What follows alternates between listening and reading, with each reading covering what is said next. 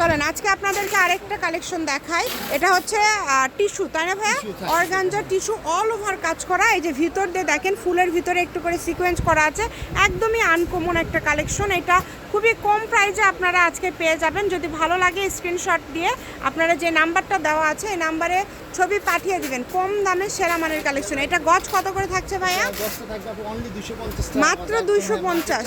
আচ্ছা, মাত্র 250 টাকা পার গজে কিন্তু আপনারা পেয়ে যাচ্ছেন। আচ্ছা, নিতে পারবেন।